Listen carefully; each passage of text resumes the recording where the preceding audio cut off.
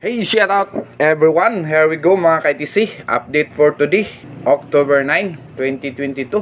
So ayon dito sa channel ko, when I updated October 8, 2022, nawala po yung monetization option na kung kailan ka mag-upload, isiselect mo yon para magka-monetize yung video mo. So sa ngayon, October 9, 2022, so meron na po tayong update. Pagbukas ko po sa YouTube channel ko, YouTube Studio po.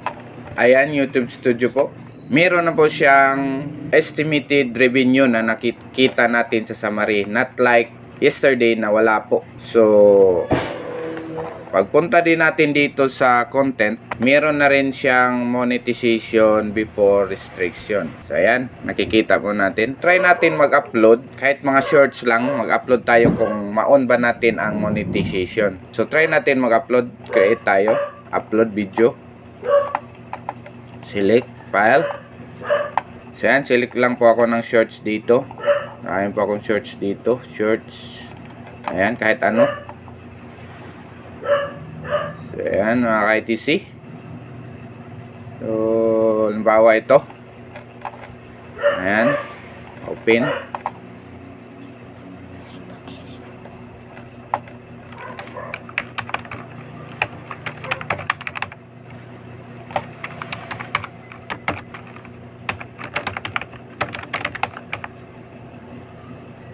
So, meron na po siyang option for monetization. Pwede na po nating ma-on. So, YouTube is doing well.